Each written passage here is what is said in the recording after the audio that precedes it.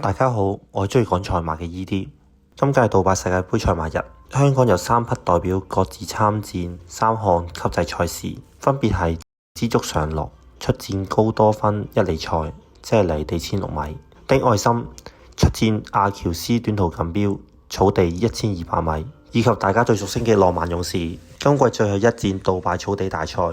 知足常樂喺開跑之後，內欄位置嘅佢十分抗拒前排馬嘅禮頭，拒絕遵循策騎指示及剪步，最後落後10幾個馬位嘅成績完成比賽，從而證明馬匹可以跑到泥地同埋有優秀嘅成績並唔容易。雖然知足常樂冇辦法取得滿意成績，但係都可以平安完成比賽，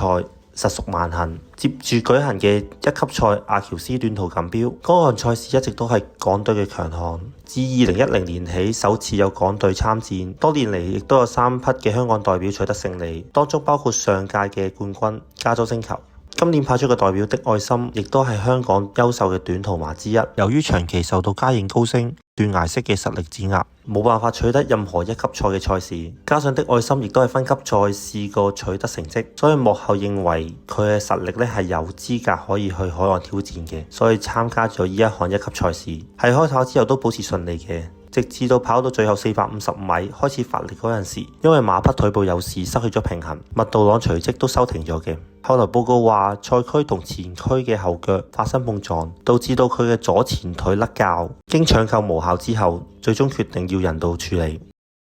其實喺2場比賽過後，我都擔心今日麥道朗嘅狀態可能會受到影響。當時我都喺度諗，麥道朗仍然需要加油努力，仲有杜拜草地大賽嘅浪漫勇士需要你嘅發揮。可惜係香港賽馬嘅黑夜仍然都係未停止。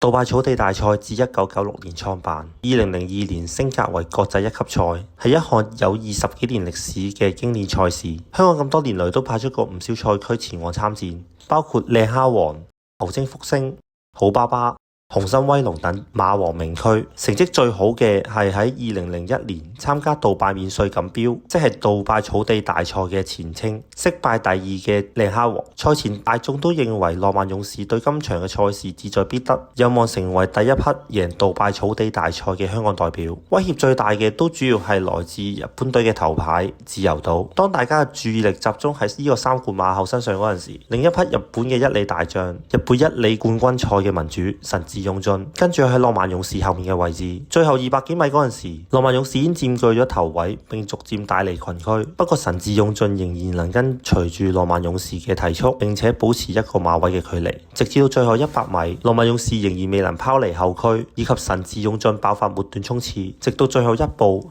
被神智勇進以臂位追過。熟悉嘅比差，不一樣嘅結局。過去因為比差嘅勝利而意氣風發，今日因為比差嘅落敗而感到疲態盡顯。連馬師睇到呢一幕，回想返20幾年前嘅遺憾，時至今日，夢想仍然如水中月，觸不可及。賽後大眾對浪漫勇士嘅落敗歸納出3個原因：第一，沙特杯消耗過大；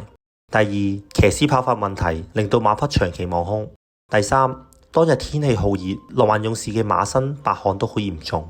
雖然今次中東之旅係3個月參加3場1級賽，不過我認為呢個係一個合格嘅部署嚟嘅。始終每場比賽都有足夠時間嘅休息，加上馬匹有專業嘅護理師同埋獸醫團隊跟進。浪漫勇士喺沙特魔咒、騎師黑氣、天氣酷熱3個負面因素集於一身嘅佢，結果都只係比差。中東之旅嘅成績係1冠2亞嘅優秀戰績。喺保持健康下嘅終身發揮同埋穩定表現，馬匹已經做到追求偉大嘅浪漫。比賽完成之後可以搭到返香港嘅飛機，於願足矣。最後，如果你係馬主，你會唔會派浪漫勇士挑戰沙特杯呢？